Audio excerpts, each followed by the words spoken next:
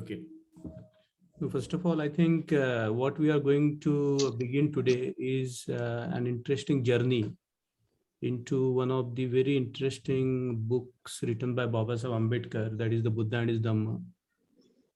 Before we go into the book details, I would like to share some guidelines with you. One of the guidelines is this, that in the sessions like this, when you are using technological platforms like Zoom or using WhatsApp, I would like to request all of you never to get personal about anything and don't criticize anyone.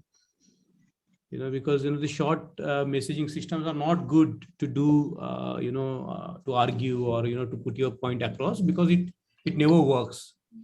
If ever you want to discuss something with somebody, please call them and talk to them at length.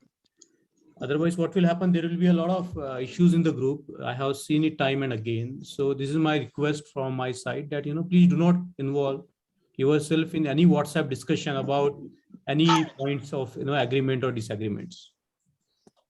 That's my request. And secondly, the book like the Buddha and his Dhamma, it does give all the answers, but we have to engage with it for a long time.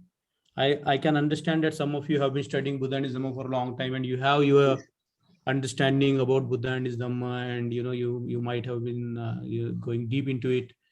That doesn't mean that we don't let other people to develop their understanding. Our approach here will be to let everybody progress, and we will not try to impose our understanding on others. We will discuss debates, of course, but we will not try to impose our understanding on anybody. I think that's a very important point, because when we study the book like Buddha and his Dhamma, its purpose is not to involve into the scholastic studies. Its purpose is to bring about a kind of, I would say, resource which we can all use to help ourselves and help our society. So I think we have to look at Buddha and his Dhamma not as something that we have to go on posing ourselves that we know better than others. I think we will not follow that approach of having we call it holier than thou, that I know better than you and like that. So that clarifies my role as an instructor. I'm not going to teach you. I'm going to just facilitate the discussion. I'm going to just let you, I'll speak for some time, and then I will let you all to react to that. And I think that will be our approach, and eventually we will all progress to a level where the Buddha and his Dhamma will become our own book. I would like to see at the end of our sessions that the Buddha and his Dhamma becomes our own book, in a sense that that's a book we go back to all the time when we have difficulties or when we have problems with our life. And I think that would be the approach that we will be trying to seek here. Fourth and last is when we approach a book like Buddha and his Dhamma, it's important for us to have an attitude of learning, because most of the times we read certain sutras, certain Buddhist texts, and come back to the Buddha and his Dhamma claiming, making different claims. I will just now pass over into the history of the Buddha and his Dhamma. Like we know that Baba Sahib Ambedkar was introduced to Buddhism very early on in his life. When in 1909, when Dada Keduskar presented his book to young Baba Sahib, and that's how he took off. And he has written in the several places as to how the Buddha affected his very young mind and how he was devoted to that. And we know that when Baba Sahib Ambedkar went to Columbia University, when he was traveling by on the ship, he was carrying the Buddhist books with him. And that time, as a matter of fact, this book, the biography of the Buddha, was published by the Gaikwad Oriental series, though it was written by Dada Keduskar. And that time, Dada Keduskar, this Gaikwad Oriental series has published several books on Buddhism. So I am sure that Baba Sahib Ambedkar had read it. And now we know that Baba Sahib Ambedkar in the Columbia University read Buddhism, and the books of Rhys Davies, and so on and so forth.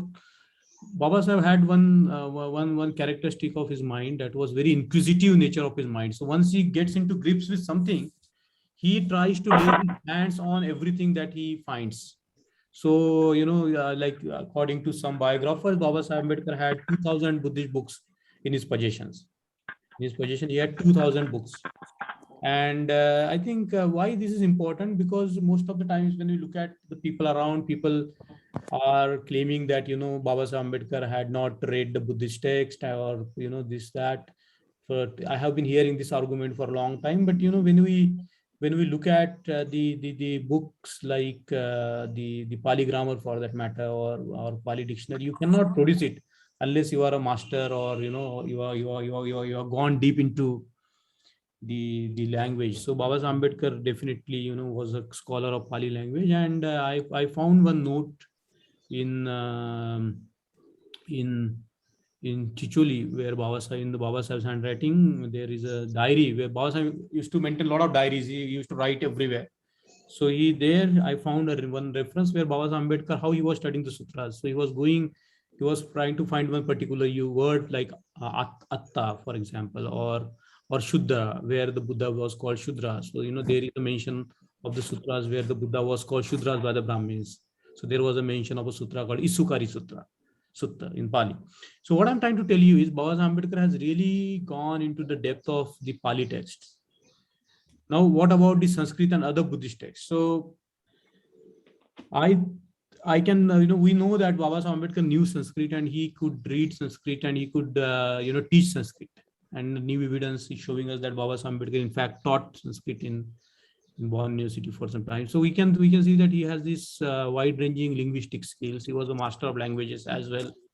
So no doubt he might have read the Sanskrit Buddhist text also. Then the new books that rose on the horizon. Baba Sahib Ambedkar was asking one fellow studying in the UK to send him the Buddhist books. So what I'm trying to get it at is Baba Sahib Ambedkar had a long foray into the Buddhist studies. And he has really gone into reading the traditional Buddhist text and, Pali Tripitakas and whatnot. One of the facts that I would like to bring to your notice is that Baba Sahib Ambedkar was a part of the Sixth Sanghayan that was conducted in Myanmar. Like, there were Sangitis, like first Sangiti, second Sangiti, third Sangiti. And in the modern times, there was a sixth Sangiti. And Baba Sahib Ambedkar was very much part of the Buddhist circle, international Buddhist circle, where he was talking to the scholars, and, where he was engaging with the people who were really, the names in the Buddhist world, like, I.B. Horner he met, D.T. Suzuki he met. The big name, D.T. Suzuki is a big name. In Sri Lanka, he met him. Then we know that he's G.P. Malala Sekra, the man who wrote the Pali dictionary, was a very good friend of Baba Sahib Ambedkar. Then Soni from Mandale. And, I can name a lot of people whom Baba Sahib Ambedkar has the personal acquaintance. And I haven't got this reference, but Hari Narke Saab has told that Baba Sahib Ambedkar, before he was planning to publish it, he produced about 100 copies of the Buddha in Dhamma, and it was called Buddhist Gospel then, I think. Gospel of the Buddha or something. So there Baba Sahib Ambedkar has typewritten the Buddha and Dhamma on one page, and another page was left blank, and the scholars were asked to send opinions. About 100 copies were sent outside, and I don't know how many received. That's scholarly work that we have to do, and I think some in the future we'll be able to know who commented on what. So I think this will give us an idea as to how Baba Sahib Ambedkar's Buddha and Dhamma is not something that was written out of a vacuum. He had spent 35 years in order to really research into Buddhism, and we definitely know that he was so thorough in not only the Buddhist text but also Buddhist history. The history of Buddhism that he has written in the revolution and counter-revolution in the ancient India is worth reading many times, because that gives us an idea as to what might have happened to Buddhism. Arvind, am I audible? Yeah, loud and clear. Yep. Okay. So I think Madhu, please mute your this thing. So what I'm trying to get it at is, this book has not appeared for the vacuum. There was a lot of efforts put up by Baba Sahib Ambedkar in writing down this book, and he goes into the history of what made him write down the book, because he has read widely, he has studied Pali Tripitaka, he has read whatever available literature there was on Buddhism, and as we can see that very early on he was a Buddhist. And I think well, let's look at some of the things that that are very important for us to enter into the realm of the Buddhism. Devi Dayal, his biographers writes it's very well as to how Baba Saheb Ambedkar, 2nd November 1951, he says that how Baba Saheb Ambedkar, after finishing writing the Constitution of India and putting a lot of efforts, he was not well. How one Sunday he told Devi Dayal, after lighting candle and burning the incense before the Buddha and chanting Pali Trisarana, when he was reclining on his chair in his room, he told Devi Dayal that he would like to write his complete, he will like to give focus on writing the Buddhism. And we know that Baba Ambedkar had said that he has spent 5 years to write this book, and that emerged because in Mahabodhi Society, when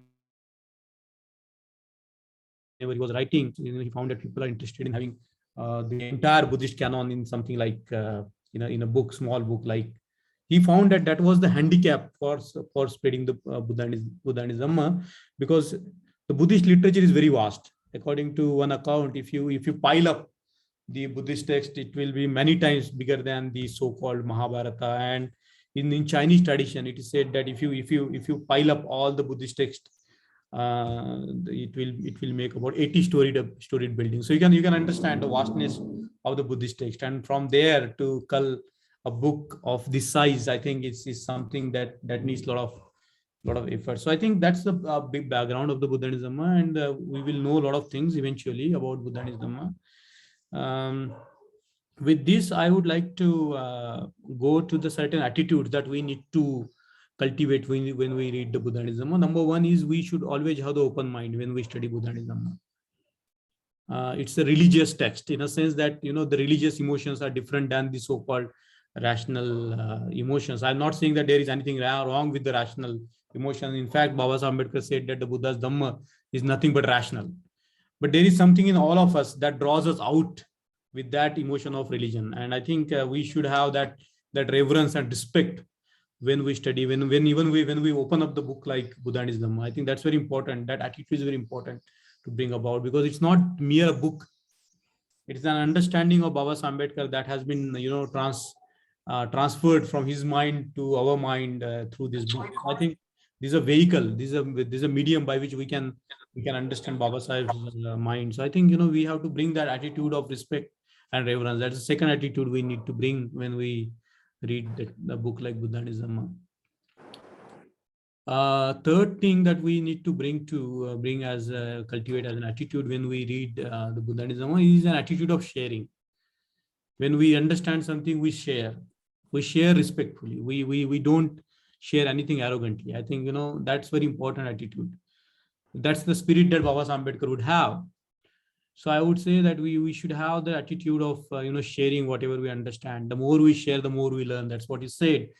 And the fourth and important point is Baba Sahib would not ask us to take his book on as it is. He would like us to criticize, because that's what he wanted to do when he was thinking about setting up the Buddhist seminary. He said that there will be one book which the students need to study, that is the Buddhism, and people need to be even criticize my work. So this is the fourth thing that I would like to say that we have to bring in. Fifth attitude that we need to bring in order to really study the book like Buddhism is a comparative study.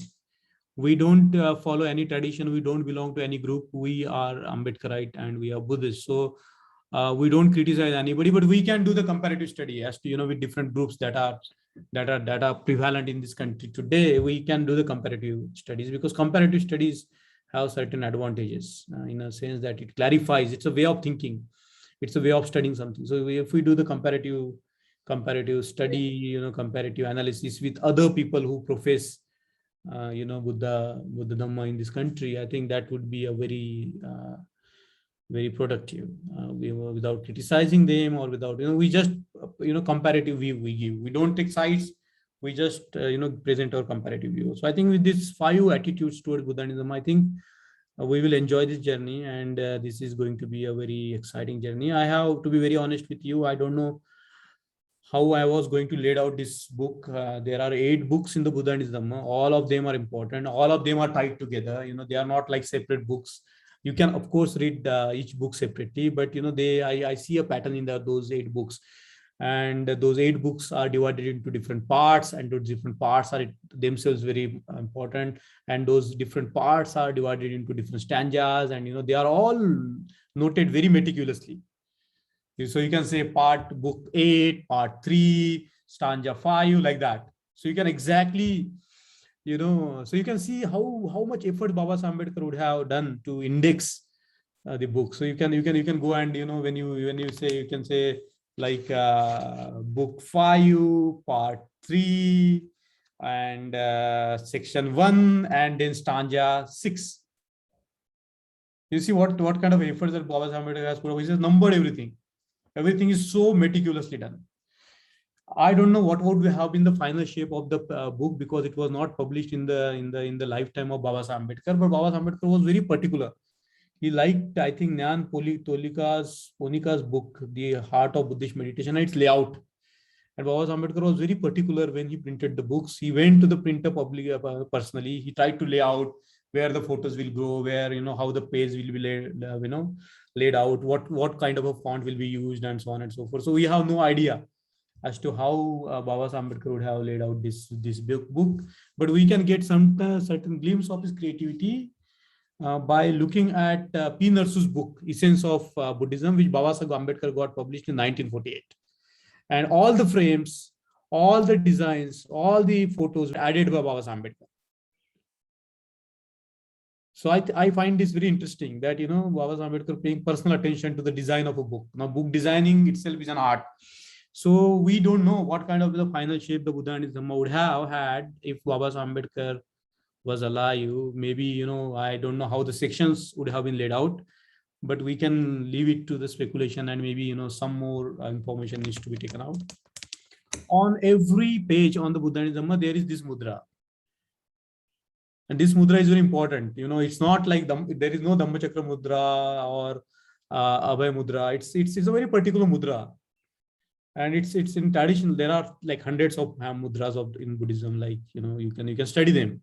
They are, the gestures of the hands, and when you debate, you make certain gesture. When you teach, you make certain gesture.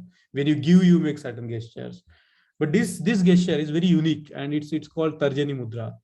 And this Tarjani Mudra has a connotation of a threat or a warning. Now, I have not yet fathomed out as to why Baba Ambedkar has put this Tarjani Mudra, and I am still searching for answers to this question as to why on every page of the Buddha and Dhamma, Baba Sahib choose to put Tarjani Mudra. And I think some of you can spend your time in understanding why Baba Sahib Ambedkar might have put the Tarjani Mudra. I will take a halt here, because our lectures will be in English, but language will not be any barrier. When we talk, you express in your language. I will try to slow down. I will try to speak slowly. But when you talk about these issues, you cannot but get excited, and you naturally speed up. So please stop me when you don't understand something, or when you need clarity about something, or maybe in the question that will be question and answer session that will be followed up after my brief presentation. So I am yet to figure out why Baba Ambedkar has put this Tarjani Mudra, and I think we need to figure out. I think we need to figure out everything about Buddhism. Every small detail, every small word, every sentence, we have to unpack, we have to unravel, we have to understand, we have to see it as it is. I think that should be the motivation for us, because I told you that this is not the book that we read one time. This is not the book that we read at once and let it go. This is not something. We have to make it a companion of our lifestyle. Some of my friends, they have been reading a page every day, and I think that's a very interesting way of. One of my friends read it at random. He picks up the Buddha and Dhamma, and then he opens it up at any page and he reads it, and that's for his teaching for his day throughout. So what I'm trying to get it, there are many approaches to read Buddha and Dhamma. Then we have to look at the nuts and bolts of the book. Interestingly, Baba Ambedkar called his book Assembly Plant. He said that I don't claim the originality of the book. And I think that's the genius of Baba Ambedkar. He is somebody who will open up all these ideas in front of you, all these beautiful thoughts in front of you, but he will be very modest about it. We know that he has taken painstaking efforts to write this book, but he's so modest. He says that, it is just like a assembly plant. I have gathered from this text, that text. I have taken from Buddha Charit written by Ashwa Ghosh. I have taken from Chinese Dhammapad. I have taken from these, that. And, he will say at the end, oh, it's just an assembly plant. I have assembled together because I felt the need that, in one book, we should have something that will make sense to people about Buddhism. So I think we have to dismantle this assembly plant into and look at every nut and bolt of it, and explore its all different dimensions. A book like Buddha and Dhamma is having multiple layers. Like from my own experience, I will tell you, my experience reading Buddha and Dhamma differs every time I read it. And it's not a linear text. It's very intricate thing here and there, and you need to look link up one thing here, another thing there. But the most important thing that I found is, you cannot take it on your first reading. You cannot say that now, okay, I have read Buddha and Dhamma. When you read it second time, you get different aspects. When you read third time, you get all different things. And I think that's very interesting. That it is not a book which is superficial. It has got a lot of depth. And as you move into the depth of it, the more you start enjoying it, and the more surface also start making sense to you. So I think it's a multi-layered text. It's not one layer. It has no one layer. It has got a lot of different layers, and we have to like unpeel all those layers and really see the heart of Baba Saheb Ambedkar there. So that's about the book, and that are the different attitudes that we have to maintain when we study this Buddha and his Dhamma.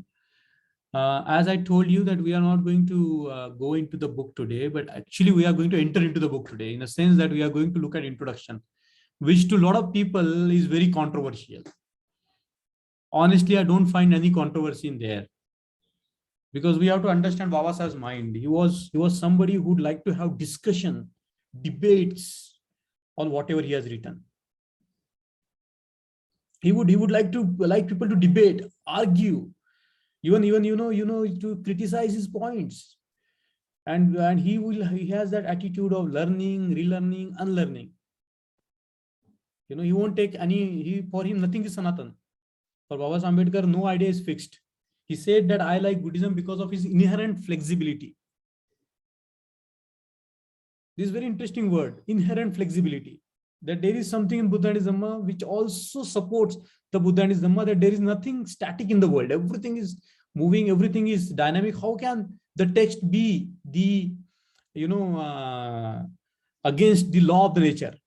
And in fact, when we look at, we talk about Pali Tripitaka, Sanskrit Tripitaka. Now there are another version of Tripitaka coming, Gandhari Tripitaka, then translated into Tibetan, Kanjur and Tanjur, then Chinese versions of Tripitaka called Agamas. So what I'm trying to get at, the way they were written, when the Lord spoke the Dhamma, he spoke with different people.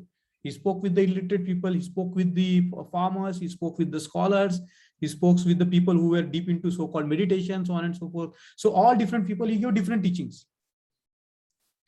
Okay, and people, tried to memorize it. That was that time the cultures were depending on the memories. They memorized a lot of things, and some people tried to write them down on a slate with whatever scripts they had, they knew. And over the period of time, 400 years, the Buddhism was not written. No word of Buddha was written. Maybe in some after that you see palm leaves, and in birchwood leaves, bark in Gandhara and all, and then we know that how these texts were compiled. So, and there is a lot of research going on as to how the Tripitakas might have come into being, and how Buddha might have talked in a language which was local language, and sometimes when he talked with the scholars, he might have talked in a scholastic language, and like that. So what I'm trying to get it at is, we don't hold anything firmly. We explore. We have the mind of the Buddha. We have the mind of Baba Saheb Ambedkar. There's nothing Sanatan. We can explore. We can understand. Our understanding will change. Maybe it is X today, tomorrow it might be Y. So I think that's very important when we look at this. So coming back to introduction, I think the purpose of the introduction was to really have a debate and discussion on certain themes in Buddhism which Baba Saheb Ambedkar thought are very important for people to talk about, to discuss, to debate, to understand. And I think this is very important, that we as a Buddhist, we have to be argumentative, because but in a good way, because that has been our tradition. We have been argumentative with each other. We have been argumentative with other people who have dissimilar thoughts with that doesn't match to us. We have been argumenting. We argumented with the Brahmins, who came with the strange thoughts of Nitya, Atma, and whatnot. So I think argumentative, being an argumentative is a characteristic of a Buddhist. Because that's where you clarify a lot of things for yourself. So, the purpose of introduction, coming back to the purpose of introduction, I think the main purpose of the introduction is really, really, really to make us think through. So Baba Saheb Ambedkar is deliberately making some points which should make us think through. Because, some points come to us as a shock, and, we just have to make sense of it. Like if Baba Saheb Ambedkar says that our noble truth were not the part of the Buddha's teaching, now that's very controversial statement. That's a very controversial statement. It's like saying that, Buddhism didn't exist at all. Because, so what I'm trying to get at is, this is some of the things that deliberately pokes you to think through it, to understand it, is what is the way Baba Saheb Ambedkar has written. Like you look at Thoughts on Pakistan, he pokes your intelligence. He asks you, he stirs your mind. He makes you think, greater. He makes you think bigger.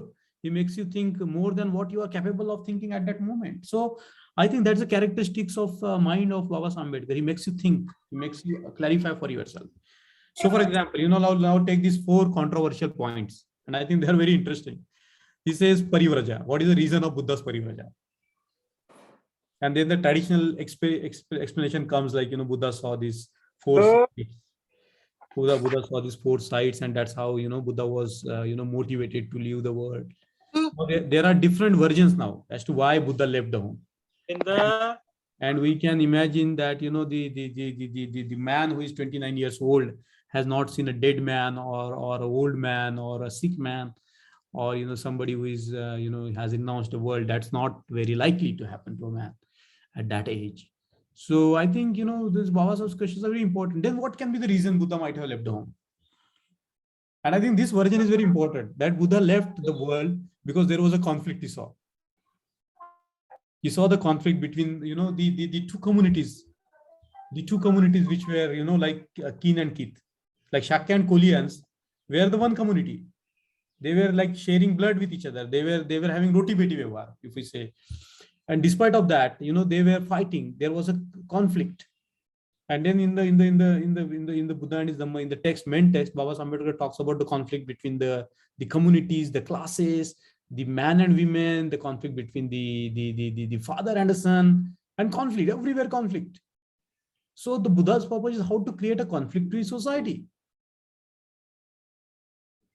You see what is it, like that, unless you lose your head in some spiritual abstraction, what, Baba Saheb Ambedkar is urging us to look at this aspect of Buddhism, as to how, the Buddha's quest was to, make this world a conflict-free world, no conflicts. And this is so interesting, because he goes into discussion, because when the Buddha gets the news that now the conflict between the Shakyas and Kolians is over, now come back and be a king. So Buddha said, no, I don't want to come back now, because though that conflict might have ended, this conflict in the world is still there. There is a conflict in the world. What to do about it? So we immediately understand that, from this, what we can derive is how we can make, how we can have Buddha Dhamma resolving conflict within the world. What Baba Saheb Ambedkar has talked about as to how we can resolve the conflicts in the world. You see what I'm trying to get it at? And the line of thinking that Baba Saheb Ambedkar brings in, that's the first point. I don't see any controversy in there. There can be different versions, because we don't know actually what happened 2,550 years back. We definitely know that the Buddha left the house, and there was a conflict between the Shakyas and Kolians, and it's found in some of the Pali text. And there are different regions as to, why Buddha might have been, there are different readings of his renunciation. Some people say that we can take it as a psychological point of view, that he was so disgusted with death around him, suffering around him, that he wanted to find a solution.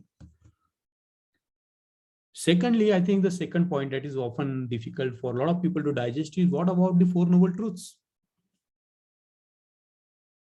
Because there was a Christian argument against Buddhism that Buddhism is pessimistic. It doesn't ensure people heaven. You see, right? It only talks about suffering. And actually, if your dharma is if your religion is always talking about suffering, and if your religion or philosophy is teaching you that there is no end to the suffering, then what is the use of that philosophy? I think it's a very simple point that Baba Ambedkar is trying to make. And in fact, when you look at the first noble truth, the traditional definition of the first noble truth, jati pi dukkha, jara pi dukkha, vyadhi pi dukkha, and so on and so forth, it says that everything is suffering. While the Buddha talked about two truths very emphatically, he talked about, the truth of suffering and the truth of end of suffering. So sansara and nirvana, you have to be very honest, to be very precise with the terminology. Okay. So the second point about Four Noble Truths is very important. And, in the speeches and all, Baba Ambedkar had talked about different levels of truths. And he had talked about the individual truth, dukkha that we get because of our misbehavior, because of not following certain ways, the social suffering, the social dukkha that Baba Ambedkar has talked about. Then thirdly, he has talked about the existential suffering. We suffer because of the nature of existence, that everything changes, everything is impermanent, and so on and so forth. So I think the second point of discussion that Baba Ambedkar wanted to, ask us to do is really exhume into, what is the suffering? Because the first thing about the suffering is we have to understand what is the suffering. We cannot say suffering. And that is one of the aspects of the Buddha and his, when the Buddha taught Four Noble Truths. Actually, there are 12 Noble Truths. Every truth has 3 aspects. Okay, so about the dukkha, we have to understand what is it? What is the nature of the dukkha? How the dukkha arises, whether it's black, white, gray, whatever, whether it's triangular, whether it's square, whatever. What is the dukkha? I'm here saying that there is suffering in the world is not enough. Suffering has to be understood. It has to be known. It has to be experienced. It has to be, and there is nothing wrong with suffering as such, because suffering is noble. But what is wrong is that, we cannot, if we don't find a way out of it. When we suffer, we feel so helpless. But Buddha will say that, when suffering arises, you just have to understand the nature of it. Now, the second thing, we can resolve it. The second Aryan Noble Truth, we can resolve it very clearly. The third, the karma and rebirth. I think karma and rebirth is a very complex concept. We will go into that. But I think the genius of Baba Ambedkar was to separate karma from rebirth. Sometimes, people talk about karma and rebirth together. You are born into this particular situation because of your karma. Baba Ambedkar says, no, these two things are different. The karma is different, rebirth is different. And he goes into it very, very nicely, and we will study that. So I think there is no controversy whether there is a rebirth or not. These are the questions that we need to dig. We cannot take positions on that. We definitely don't know that the same being will come. Because the examples in Milinda Prashna, which Baba Ambedkar himself quoted, like the lamp, lighting another lamp. Now what happens? Is the same lamp or different lamp? So these are all linguistic questions. So we have to be, watchful of the language also, because sometimes we hang up to so much of language and the words that we don't able to see the meaning behind it. Okay, so what is rebirth? That concept itself we will look at when we go in the. Well, I don't see any controversy there. Baba Ambedkar is dealing karma from rebirth, and his understanding of karma is very dynamic as to a creative force in the world or a destructive force in the world. That's the third controversial point that Baba Ambedkar wanted to raise in the introduction. The fourth, I think, is very important. Baba Sahib says that he's against the Bhikshu Sangha, or he's not against any Sangha, he's not against anybody, he's not against any form of Buddhism. He's a critical one, but he's not against, he's learning.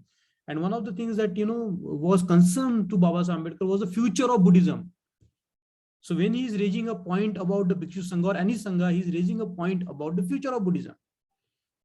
If we want to continue, if we want to have Buddhism in the world, there has to be a body of people who will be teaching Buddhism, who will be practicing Buddhism. This is very unique. So all these 4 questions are very practical questions. The fourth question is very important as to how we create a body that ensures that the Buddhism is continued in the future. Because for Baba Saheb Ambedkar, to spread Buddhism is the real service of the humanity. Because it's the ultimate doctrine of freedom of mind. It's the ultimate doctrine of the freedom of the societies that we are going to look at when we study. So I think the fourth question about, he's not critical of this or that. He's concerned about the future of Buddhism. And he raises the question as to whether the Bhikshu Sangha in the present form is really serviceable to Buddhism. Or are our bhikshus only becoming the priests, or do they have social responsibilities? And in the Buddhism, Baba Saheb Ambedkar brings out this very beautifully as to the social responsibilities of the bhikshus. Every morning they have to go and ask for the alms. They cannot go to the same house again and again, so they meet everybody, a lot of different people, 90 families in a month, and that's how the Buddhism was spreaded,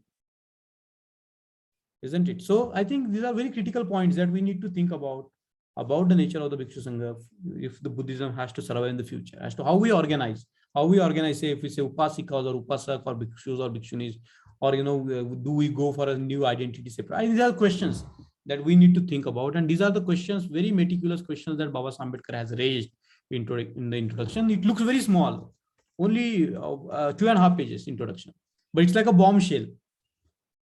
It's like explode on your, if you are reading even a little bit of Buddhism, explode your whole sort of, understanding about whatever you have studied so far, and makes you think through. So that's the genius of Baba Saheb Ambedkar, So I would request you not to take this side or that side. Understand this question as a way, as a tool to think through, as a way to understand, as to way to, develop your attitude to even study the Buddhism. Okay, so I think that's enough for me today to throw some light on the text itself. Baba Saheb Ambedkar said that what I have done in the Buddha and Dhamma is I prepared an order of presentation, and for simplicity and clarity. So we have to look at the order of presentation as to how the Buddha and Dhamma was presented, and how it simplifies things and how it clarifies things. So that's the nature of the studies that we will be doing. We will be simplifying further. We are going to clarify it further. We have to understand order of presentation. Okay, so having said this, I would like to say that this is it for today, and I will give you more sort of planning as to about the forthcoming classes, as to how we are going to look into that. My request only is we go to the first point, be respectful to each other when we chat or in the WhatsApp groups. WhatsApp groups are not the preferred medium to debate and discuss. Number one, if you have certain points to discuss, you just call the person, excuse me, madam, excuse me, sir, can we discuss on this, and like that. I don't want anybody to discuss anything controversial in the group, because the purpose of the WhatsApp group is different. It is just to communicate information about the classes. Okay. Lastly, the Buddha and Dhamma is entirely built up on the whole structure, on the whole background of the Buddhist text. Baba Saheb Ambedkar's genius is that he has clarified things for us, but he's not like, he has not gone against the text. And whatever he has told and taught in the Buddha and his Dhamma is as a all textual basis. Okay, he has that all, very strong, solid foundation of the Tripitakas and, the Buddhist literature and the philosophers and so on and so forth. So one of the tasks when we eventually move further will be to list down all the Pali texts that Baba Saheb Ambedkar has quoted, all the Pali texts, all the, there is a text from Diamond Sutra that Baba Saheb Ambedkar has taken. Then there is a mention of philosopher, so-called Mahayanist philosopher like Asanga. So we will study, we'll look into who is Asanga, like that. So I think that's enough for today. And I would now open it up for next 20 minutes for commenting on, or even criticizing whatever I said. You can be very open to criticize whatever I have laid down before you, and you're free to share any point. No, language is no constraint. Okay, no barrier. Language is no barrier at all. Please, now the floor is open, and we will discuss. You can raise your hands, and maybe Nikhil will coordinate that. Nikhil, you okay with that? Yes, yes, sir, surely.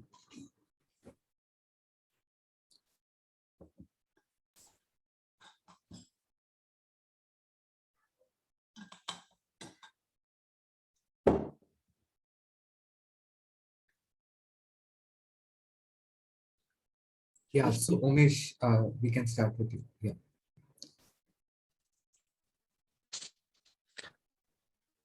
Hi, Jai Bhim, Namo Buddhaya to all. My question is, just go along the reading this Buddha and his Dhamma.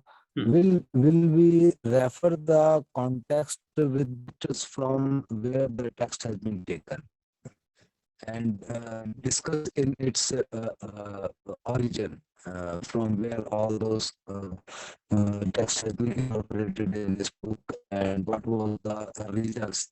Just like in introduction, like you have said, in introduction, it has been clarified with the four reasons why we should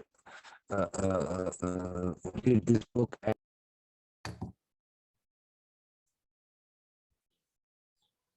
I lost your voice. Yeah, I think there was some internet connection and he disconnected. I think, Sorry, I haven't. yeah. Should we wait for him to come back? Yeah, he has joined back. Yeah, Umesh, you can continue. Yeah. Hope means before disconnecting, I have delivered my words. Yeah. You did indeed. We were waiting for you to, No, what I thought, we can have this approach, and some of you can definitely do it. Those who are interested in the textual analysis. My take on this will be that we clarify the concept for the sake of clarifying. We can, of course, look at the origin of the text. There's no question about that if you want to do it. But I think first let's look at what is the Buddhism, what is the content of the Buddhism. And eventually then we can look at the sources from which Baba Sahib Ambedkar might have taken them. Umesh bhai. Is that Yes, okay? sir, okay. Okay. Oh, yeah. Okay. It will Sorry. be helpful if the learned people present over here give the references. I think that would be a wonderful idea if some people can, form a group and, really dig into the text. Yeah, Bhadantanand Kausalan has given all the references from which Baba Sahib has taken. Tripitaka means. Yes. He has clear, yeah. And there is another book, Akash Singh Rathor's book, which goes into it. It also gives a lot of its annotated version of the Buddhism. So somebody can look into that also. Yeah, kindly share all those references in the text form in the group, please. We'll do. And there was also one research done by, it came in a book called Reconstruction of World, about how Baba Sahib Ambedkar has modified and, how he has taken the sutras. I will pass over the reference. Okay, Umesh? Thank you so much, sir. Welcome. Pankaj wants to say something. Pankaj bhai. Jai Bhim, Dada. Jai Bhim. Jai Bhim, everyone. Dada, I have gone through Buddha and his Dhamma several times, and I couldn't find any, or to my limited understanding, what is the take of Baba Sahib or through Buddha and his Dhamma on meditation, Vipassana, and Anapan. Okay. Of course, Metta Bhavana, he has in detail talked about. So forgive me if I have missed somewhere, but to my mind, I couldn't. And the exact where Baba Sahib talks about this, if you could find some reference. Okay. This is one of the questions which often leads to the heated arguments from different quarters, right? So I think what I would think that this Buddha and his Dhamma is like a Bible. It doesn't prescribe you a technique of meditation. And now there are like many techniques of meditation, and you can pick and choose according to your choice. But I think Baba Sahib Ambedkar is not prescribing here any technique to meditation, because I think his discussion on the meditation is very profound. And we can construct a kind of a manual of meditation if we want to from the Buddhism. Like he talks about the 5 nivarana, the 5 hindrances. He talks about the satipatthana. He of course talks about metta bhavana and all. But he is somebody who will be on the guards, cautioning our people not to get too much caught into the meditative states. that can be achieved by people if they, follow certain techniques or certain, if that is their disposition. And, I don't know about what will be Baba Sahib Ambedkar take on it. But Eleanor once told me that there is a reference, and I also found a reference now, is that when Baba Sahib Ambedkar went to Burma and he went to this, I think, Vipassana meditation center, he wanted to, learn meditation. This in that tradition was to, because he was a learner, he was an experimenter, he would like to always test the water. Besides that, I think Baba Sahib Ambedkar, if we take, I think the word meditation is not really good to understand the Buddhist understanding of samadhi. It's basically, the word is bhavana, the cultivation. And by any standard, if you look at Baba Sahib Ambedkar, he has cultivated all those mental states to the highest level. Like if your ultimate aim is to cultivate compassion, what can be the better example than, the embodiment of compassion than Baba Sahib Ambedkar himself? If you want to, compare Baba Sahib Ambedkar's and, this thing with say, the absorption of personality, all your energies flowing together, all your mental energies, all your emotional energies, all your intentional energies flowing together, integrated. Where can you find a better example than Baba Sahib Ambedkar, whose all energies are integrated and running in the positive direction? So I think there are different conceptions, and there are a lot of jargons, a lot of words, and people are so emotional about it. So I think we have to know Baba Sahib's attitude towards samadhi, in a sense, and Samyak Samadhi has gone into very beautiful discussion on Mithya Samadhi and Samyak Samadhi, and I think we can construct. I won't argue in favor of this technique or that technique, or this guru or that guru. I think we have to. That's a personal choice that people can take what techniques they like. But I think ultimately we have to understand the philosophy of meditation. I will put it that way. What is the Baba Sahib Ambedkar's philosophy of meditation? Okay, so I think we will leave that topic to here, and as and when we come in references with samadhi and all, we will come into that. But I think there is definitely a philosophy of meditation that Baba Sahib Ambedkar has brought into in Buddhism.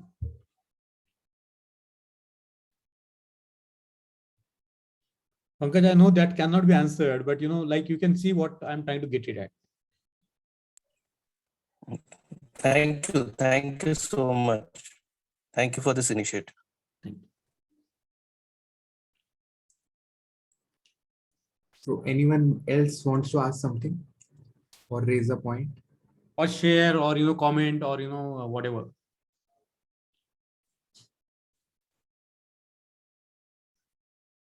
Yeah, Rajesh sir. Rajesh you sir. want- It's not a comment, but it's a compliment. Thank you so much for starting such a beautiful thing, so that we will learn about Buddha and his Dhamma. We learn together. Yeah, Rajesh sir, you Rajesh want to bhai. ask something? Yeah. Sir, you are on mute. First, unmute yourself. Yeah. Can you hear me? Yes, Rajesh bhai. Okay. Jai Bhim Mangesh ji, Jai Bhim to all. Hello. Yes, you're audible. Okay, my question is the word Arya Satya. Is it that word Arya is related to Brahmin invasion, or I just want to know about that.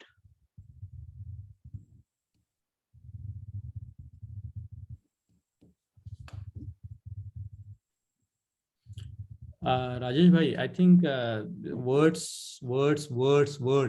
There are so many words, and now the people. We need to bring linguistics philosophers and scholars to really look at this. The words Arya. Some of the meaning of the word Arya is like the killer of the enemy, Arya, or something like Mahari, or like that. So I don't know whether it has got that ethnic connotation here. And we don't know when Buddha taught it, whether he called it Arya Noble Truth. We don't know.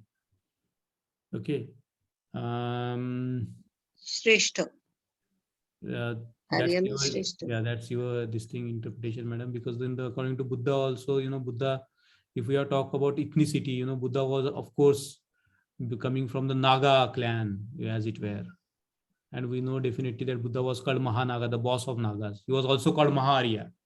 So different people address him different ways. I think we don't fall in the trap of the words. We try to understand the philosophy behind it. And Yes. yes, and we don't cling to the words. And as far as Aryan invasion, that's a separate topic. We can talk about it, but I think this is not the forum at this moment. Okay. Okay, No to issue. talk about Aryan invasion. And but yes, there is of course revolution and counter-revolution and Aryans and Nagas that Baba Ambedkar has talked about, the conflict between Aryans and Nagas. There is definitely that aspect. So we will be on the guard about words, and we will not, we try to understand the meaning behind it. Thank you, Mangesh. Thank you.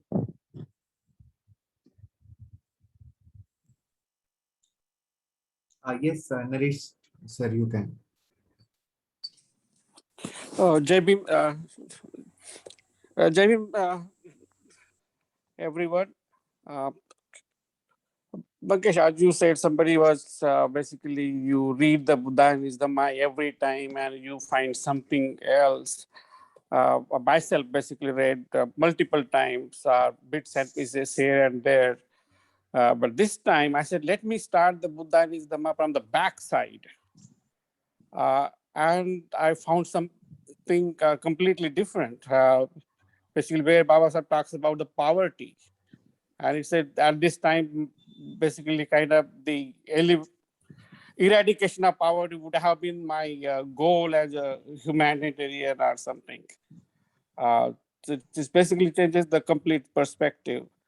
And then now some other speeches also we see Baba Sahib saying, man doesn't love religion, but man loves humanity, kind of. So these are sort of like my observations. But I'm open to see what people bring up in these discussions. But definitely this is a very noble initiative to read books, discuss it. I know it's almost like 11:30 in California, but I'm still awake to see what comes out of these discussions. Okay, back to you. Mangesh, sir, you are on mute. Yeah. Thank you, Naresh, for joining. Lovely to see you. Nice to see you. Yeah, I'm half asleep, so I'm not opening my video yet. So. No problem. No problem.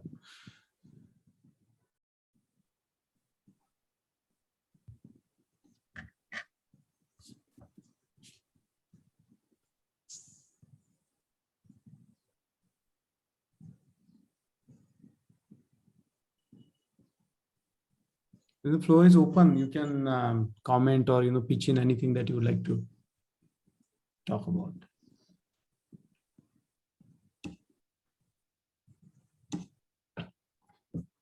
If not, am I audible? Sir, If not, sir, one more. Umesh, bhai. Please go on. Sir, how we will proceed means what kind of homework we should do for better understanding. That's very, very good question. That's what I was coming to. Mangesh Khobragade, my colleague here, has cut the PDF files into part 1, part 2, part 3 like that. And I hope that during the week you can at least read through whatever the Buddha and Dhamma. Actually, even if it's not for the class, you should, for your own benefit, read Buddha and Dhamma. So he will be circulating different parts. I don't know how, I have not determined the length of the course. Maybe some of the friends were suggesting that I should go for 20 lectures on the Buddha and Dhamma and like that. But there are 8 books, and those 8 books, like they are not easy to deal with. So what I was thinking is we will plan, but definitely something concrete will come out of our classes. So of course, Umesh, you need to read the text that will be sent to you throughout the week, and I would request everybody to note down their observation, their comments, their criticism, their understanding of on that particular this thing. I think that's how we study, don't we? So when we study, we really study. Yes, sir. Yes, sir. Yes. There is a compliment from Dr. Anil Dhoke. He is here. Jai Bhim, sir. Jai Bhim, sir. Hello, Jai Bhim. Dr. Mangesh. I have been an observer here, sitting with Dr. Alka, Yes. and she has especially called me to listen to you. Yes. Yes, yes. Of course, I have been observing that you have been very. You are always on your toes for regarding the understanding of the Baba Sahib movement and the Dhamma. I appreciate your efforts Thank you, sir. Thank you. for interpreting and exploring the magnum opus, the Buddha and his Dhamma by Baba Sahib Dr. Ambedkar. And you have been quite instrumental in spreading the message of Baba Sahib in the right perspective. And you have initiated this is a very good session, and making the people understand in a proper and simpler way. And your efforts for the questions and answers, they're coming from the people, which makes a better understanding. Yes. And understanding, and of course the practicing, and this leads us to a better understanding of the Buddha and his Dhamma. And I really appreciate that. Thank you so much. Thank you, sir. Very lovely to see you. Alka madam is always there as a part and parcel of whatever we are doing. So lovely to see you, sir.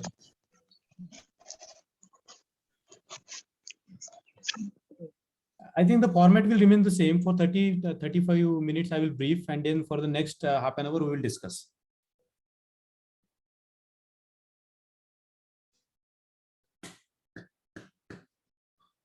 All right, then I think this is all about it today. Nikhil, others? Mangesh? Yes, sir. Am I audible? Yes, very much. Yeah, thank you. And Jai Bhim to all. Actually, I want to ask you this about the details of your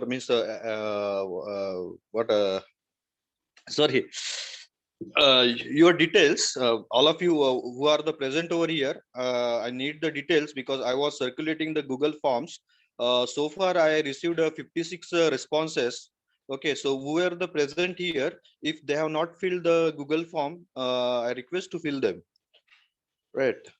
That's it. Thank you, sir. The reason we need this information is because we should know who is who, and then we can think about the future course of action as well. So that's why this information is needed. And if you can, please fill up the forms.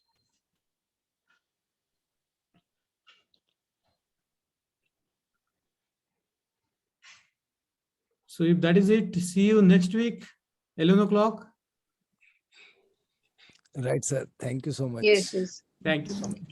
Thank you. Thank Yeah. you. Thank you very much. Thank you, Mangesh. Thank you. Thank you. Thank you.